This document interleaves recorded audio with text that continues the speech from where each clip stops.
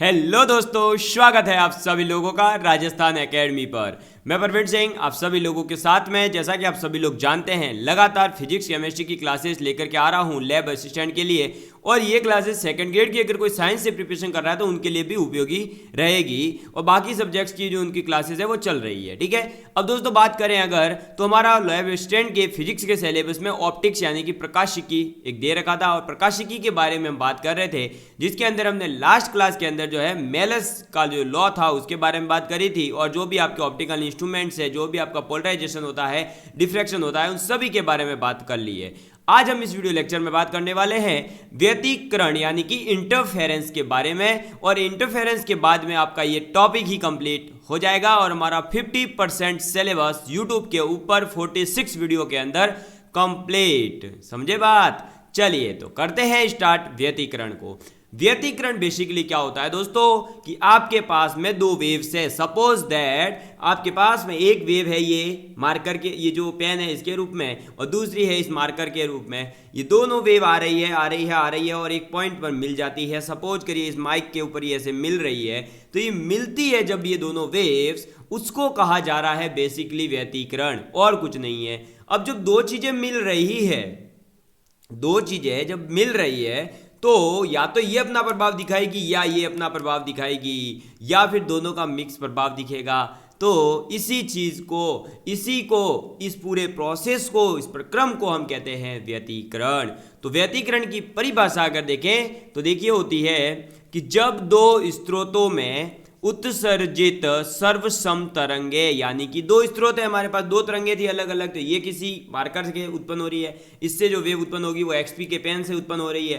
तो दोनों से जो उत्पन्न हो रही है सर्वसम्मित तरंगे समष्टि के किसी बिंदु पर बिंदु पर अतिव्यापित होती है। क्या होता है, दो बिंदुओं से अलग अलग आ रही है, किसी एक बिंदु के ऊपर ये दोनों अतिव्यापित होती है, यानी कि दोनों एक पॉइंट के ऊपर सुपर इंपोज होती है, मिलती है। समझ में आ गई बात? तो इस बिंदु पर जो परिणामी तरंग की तीव्रता है, इनमें से किसी भी तरंग की व्यष्टिगत तीव्रता से कम होगी या ज्यादा हो सकती है, और इस प्रभाव को व्यतिकरण कहते हैं। यानी कि जब आपके पास में, आपको पता है कि व्यतिकरण हो रहा है, दो वेव्स अलग अलग आ रही है, दोनों किसी एक पर्टिकुलर पॉइंट के ऊपर अतिव्यापित होती है, सुपर इंपोज हो रही है, तो वहां से जो परिणामी तरंग बाद में बाहर निकलेगी उसकी तीव्रता उन दोनों अलग अलग वेव की तीव्रता से कम होगी या फिर ज्यादा होगी। और इस प्रभाव को, ज्यादा होना या कम होने के प्रभाव को ही हम व्यतिकरण कहते हैं, इंटरफेरेंस कहते हैं।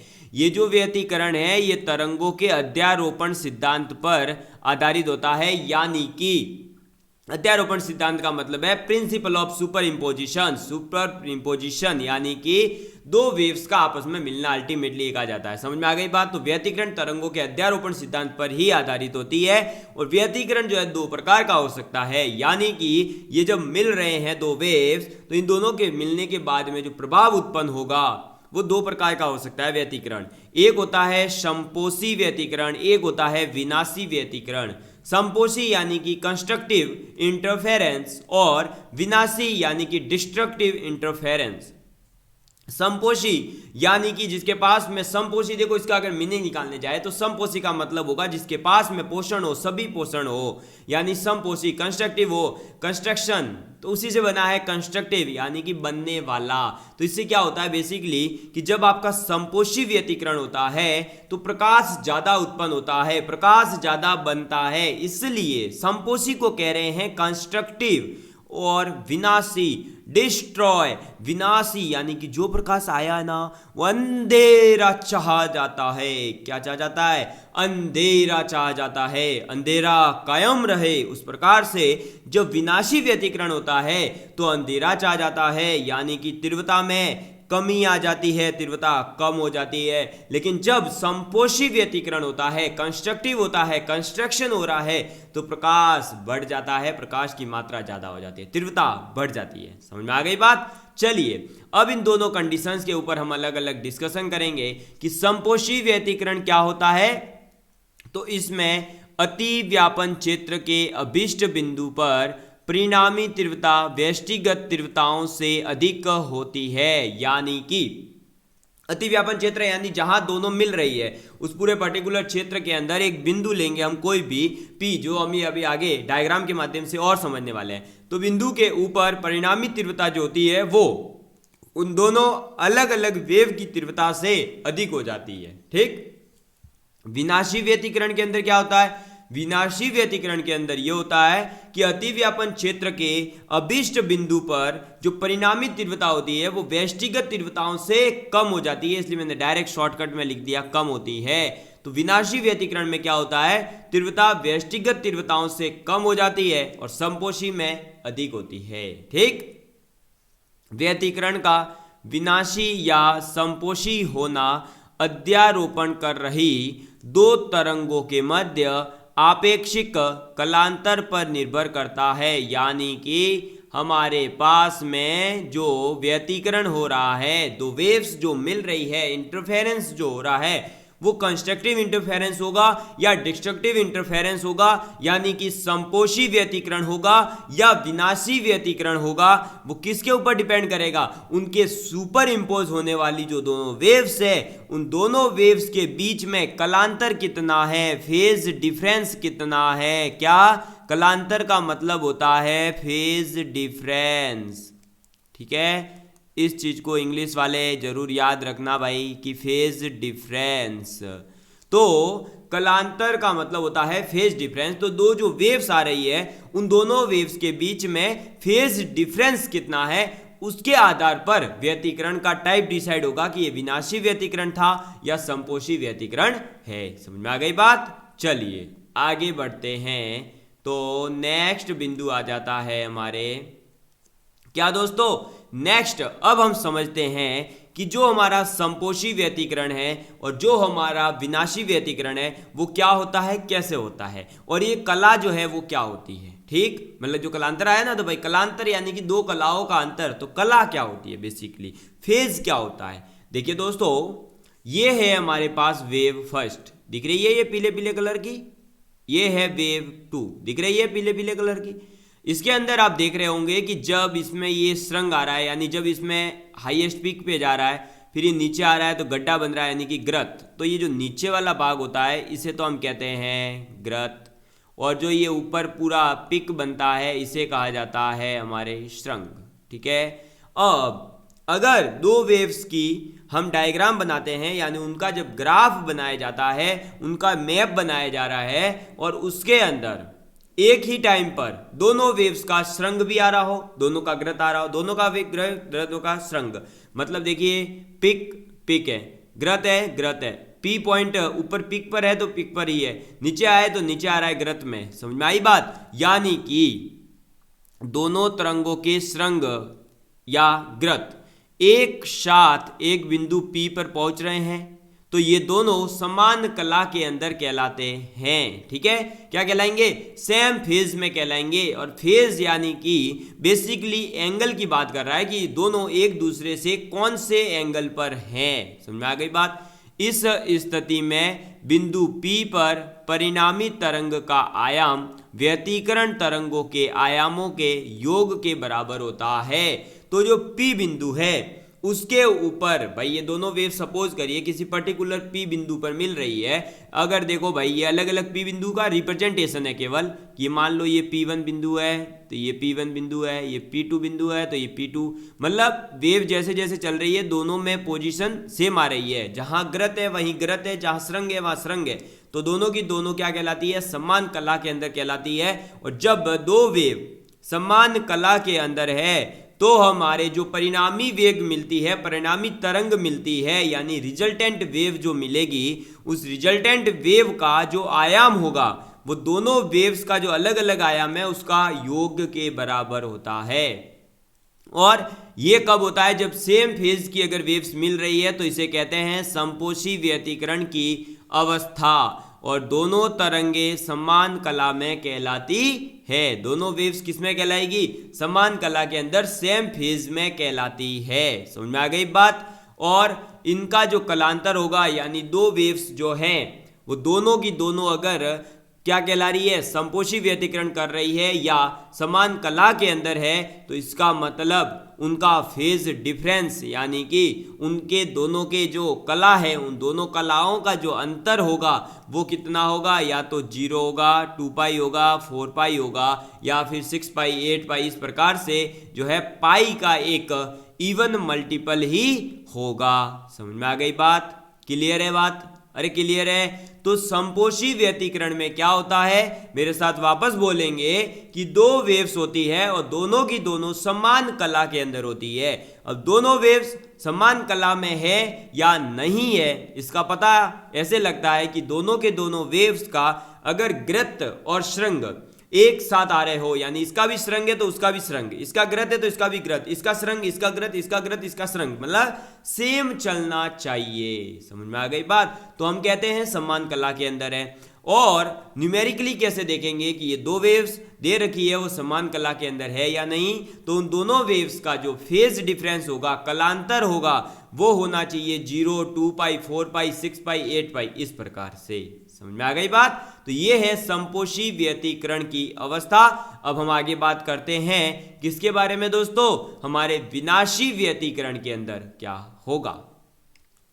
अब विनाशी व्यतिकरण क्या होता है इसके बारे में जानकारी प्राप्त करें तो विनाशी व्यतिकरण के अंदर बेसिकली क्या होगा, जैसा समपोषी व्यतिकरण के अंदर था। क्या था समपोषी व्यतिकरण के अंदर कि दो वेव्स का जो फेज डिफरेंस होगा वो क्या होगा दोस्तों, 0, 2 पाई, 4 पाई, यानी कि पाई का इवन मल्टीपल, या हम ये कह सकते हैं कि दोनों के दोनों वेव्स का जब श्रृंग आ रहा है तो दोनों में श्रृंग होगा, ग्रत आ रहा है तो दोनों में ग्रत होगा। लेकिन जब हम बात करते हैं विनाशी व्यतिकरण की, तो ये सपोज करिए तरंग फर्स्ट है, ये तरंग 2 है, ठीक।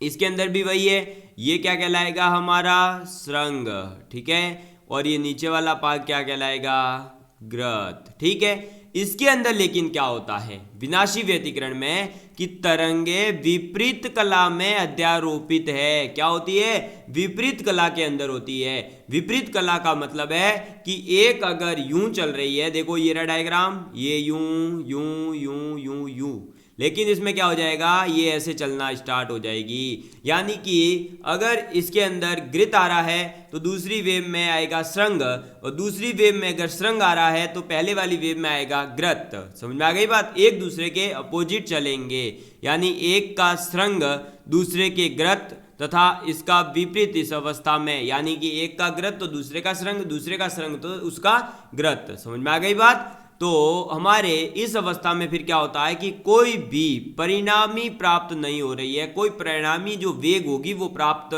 नहीं होती है, और इस समय क्या हो जाता है, पूर्ण विनाशी व्यतिकरण होता है। क्या होता है, पूर्ण विनाशी व्यतिकरण होता है। और ऐसी इन दोनों तरंगों को हम कहते हैं विपरीत कला में कहलाती है। क्या कहलाता है, दोनों की दोनों तरंगे विपरीत कला के अंदर, यानी कि अपोजिट फेज में, एक दूसरे के अपोजिट फेज में कहलाती है।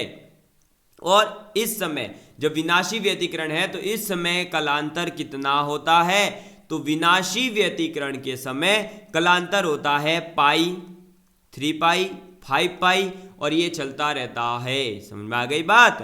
तो समपोषी व्यतिकरण में आपको याद रखना है कलांतर कितना होगा, 0, 2 पाई, 4 पाई, 6 पाई, 8 पाई, 10 पाई, जबकि आपके विनाशी व्यतिकरण में कलांतर कितना होगा, पाई, 3 पाई, 5 पाई, ठीक है, और ये ऐसे 7 पाई चलता रहेगा, 9 पाई वगैरह। तो यहां से क्वेश्चन क्या बनेगा सर, या तो देखो सीधा सीधा क्वेश्चन पूछ लिया जाएगा कि विनाशी व्यतिकरण के लिए कंडीशन कौन सी है, तो एक का श्रृंग दूसरे का ग्रत, दूसरे का ग्रत तीसरे का श्रृंग, ऐसा चलना चाहिए। या ये पूछ लिया जाएगा कि अगर दो तरंगे विपरीत फेज में है, विपरीत कलाओं के अंदर है, तो ये तरंगे कैसी कहलाएगी, तो पूर्ण विनाशी व्यतिकरण कहलाएगा। इनका कलांतर कितना होता है, तो पाई, 3 पाई, 7 पाई, 8 पाई, 9 पाई, इस प्रकार से ऑड मल्टीपल होता है, ठीक है। तो समपोषी व्यतिकरण और विनाशी व्यतिकरण क्या होता है इसको समझ लिया, व्यतिकरण क्या होता है इसको समझ लिया, ठीक। चलिए अब बढ़ते हैं आगे।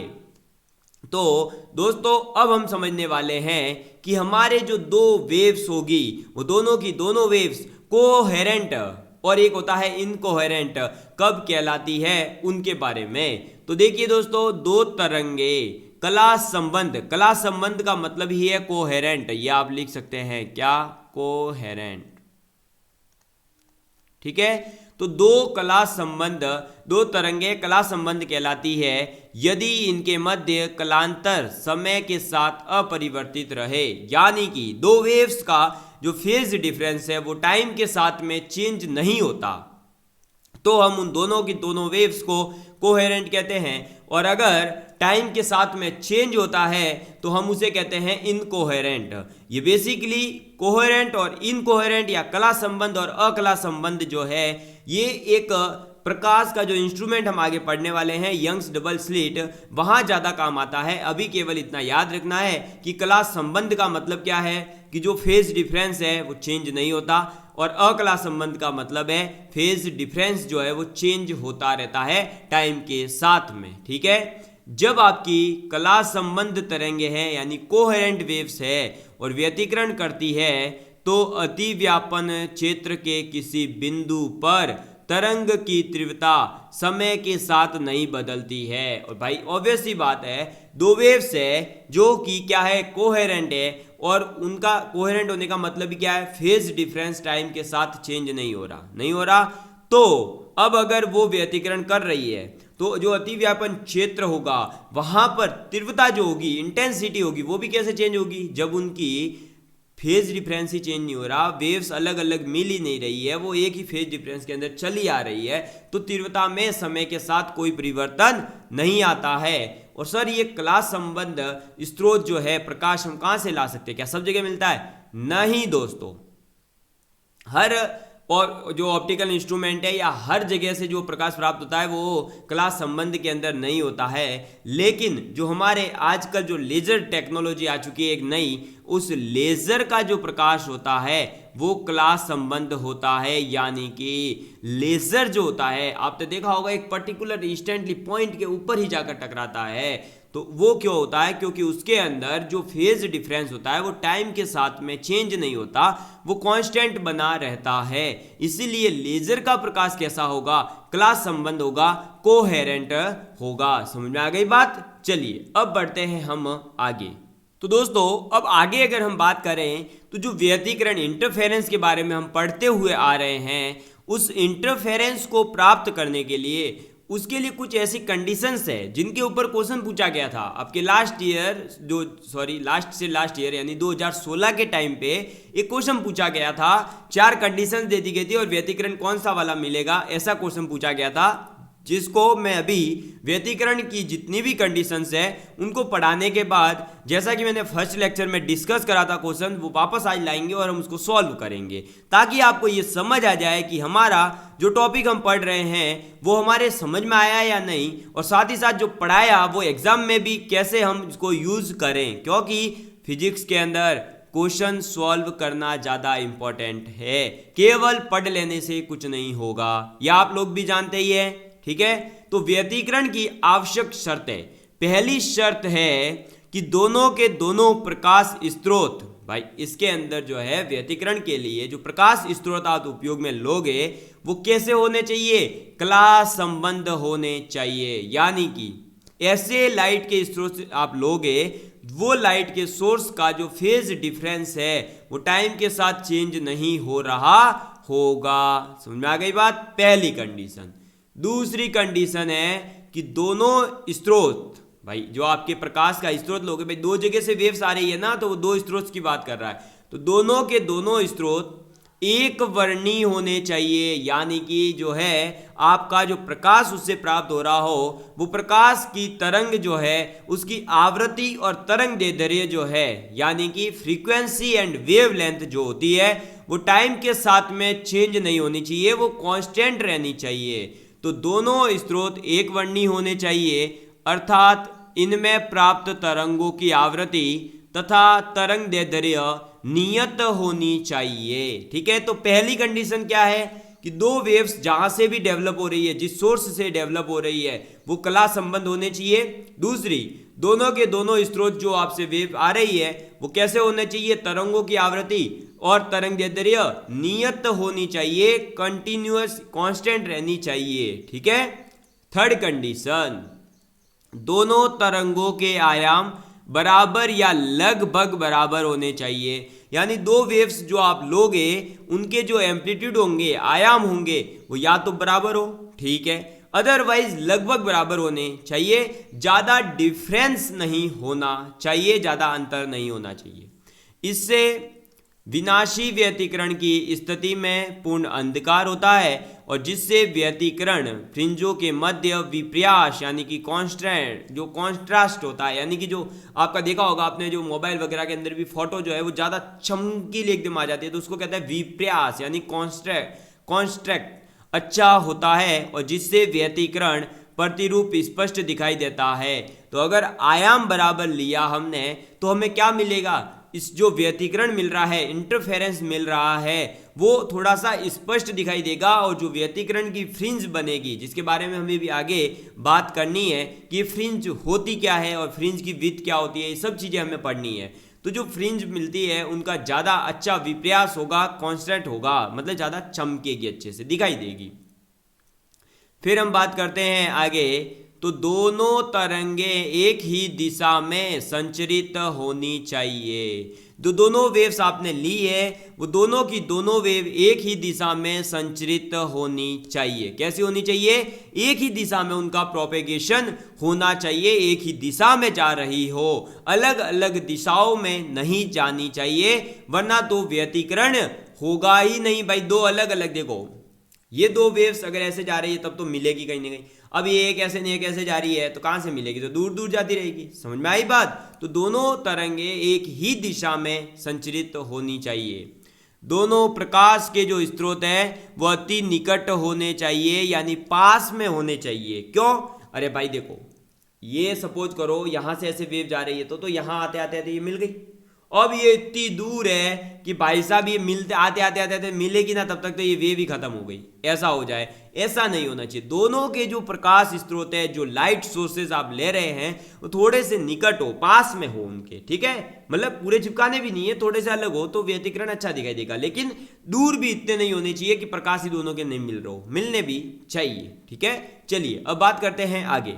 तो व्यतिकरण की हमने 5 कंडीशंस समझ ली है। अब आगे की कंडीशन के बारे में हम बात करें तो एक आ जाती है दोस्तों कि दोनों प्रकाश स्रोत या स्रोत स्लिट हो, यानी कि भाई या तो आप प्रकाश के स्रोत यूज को में कर लोगे या फिर उनसे जो स्लिट बनाने वाले हैं, जो हम आगे सीखेंगे कि स्लिट कैसे बनाई जाती है यंग्स डबल स्लिट मेथड के अंदर, तो उन स्लिटों की जो चौड़ाई है वो अत्यंत संकीर्ण होनी चाहिए। कहने का मतलब बेसिकली ये है कि आपके पास में सपोज करिए, देखिए मैं आपके पास स्लिट लाता हूँ, जैसे कि मैंने ये एक स्लिट लिया, ये गत्ते टाइप का ले लिया हमने, और इसको है जो स्लिट बनाना है तो मैं बीच में जो छेद करूँगा, छिद्र करूंगा, वो बहुत ही संकीर्ण होना चाहिए, बहुत ज़्यादा छोटा होना चाहिए, ताकि उससे ऐसा माना जाता है कि प्रकाश की एक तरंग ही गुजर सके, ठीक है।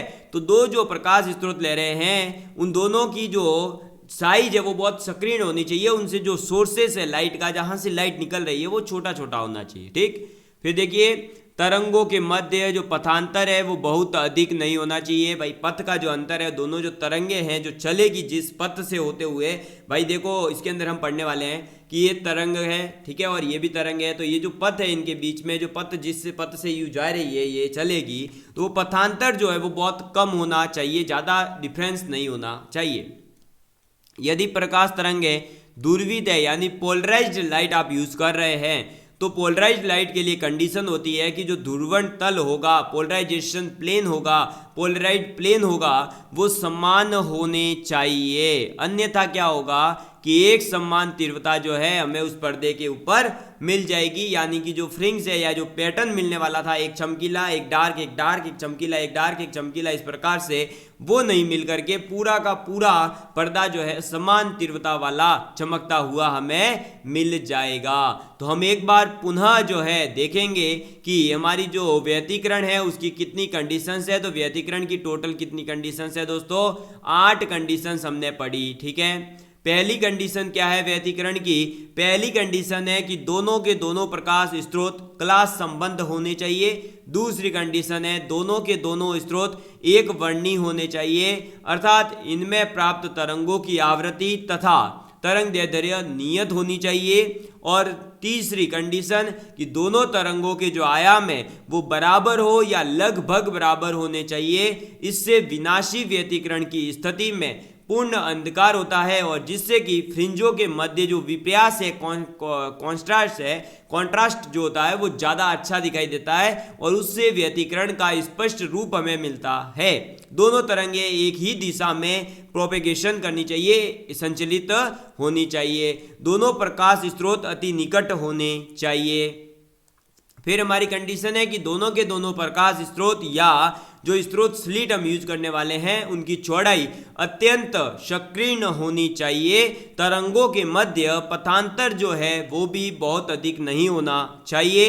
यदि प्रकाश तरंगे ध्रुवित है, पोलराइज्ड लाइट है, तो ध्रुवण तल समान होने चाहिए, अन्यथा पर्दे के ऊपर एक समान तीव्रता प्राप्त हो जाती है। अब व्यतिकरण के बारे में हमने समझ लिया, दो तरंगों का एक पॉइंट पर मिलना। व्यतिकरण दो प्रकार के, विनाशी व्यतिकरण और आपका संपोषी व्यतिकरण। फिर हमने पढ़ा कि जो ये हमारा सोर्स है, जो लाइट के सोर्सेस हैं, वो क्या होने चाहिए, कला संबंध होने चाहिए। और कला संबंध होता क्या है और किससे मिलता है, तो लेजर से कला संबंध लाइट मिलती है।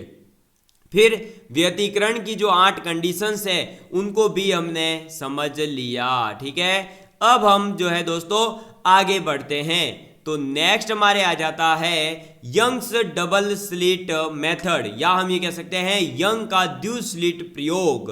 ठीक है, यंग्स डबल स्लिट प्रयोग जो है उसको समझने के लिए हम दोस्तों क्या करेंगे, अगले वीडियो में मिलेंगे। क्यों दोस्तों, आपको पता है ना कि थोड़ी सी तबीयत ठीक नहीं थी और अभी भी थोड़ा सा शरीर जो है वीकनेस है, तो उस वजह से मैं चाहता हूं कि हम जो है उसको बहुत ज़्यादा अच्छी एनर्जी के साथ में और एक दिन बाद कवर कर लेने से तो घाटा नहीं होगा, लेकिन एक अच्छे से कवर करेंगे तो बहुत ज़्यादा फायदा हो जाएगा। ठीक है, ये है यंग्स डबल स्लिट मेथड जिसको हम समझने वाले हैं। आप सभी लोगों ने जो पेशेंस बनाए रखा 3 से 4 दिन तक, उसके लिए आप सभी लोगों का मैं आभारी हूं। और आप सभी लोग जरूर से जरूर जो है, मेरी यही हर टाइम कोशिश है कि आपको बेस्ट से बेस्ट कंटेंट और फ्री में दे सकूं, ताकि आप लोगों का चयन निश्चित रूप से ही हो सके। और आपके लिए जो है पैसा या जो आपकी प्रॉब्लम होती है कि हम वहाँ नहीं जा सके, हम जयपुर नहीं जा सके, हम जोधपुर नहीं जा सके, हम उदयपुर नहीं जा सके, हम दिल्ली नहीं जा सके, हम जो है इसकी तैयारी के लिए बीकानेर नहीं जा सके, सर हम घर से जो है नेट नहीं प्राप्त होता था, हमारे ये प्रॉब्लम आ रही थी, हम फीस नहीं दे पा रहे थे, हम ऑफलाइन कोचिंग ज्वाइन नहीं कर पा रहे थे,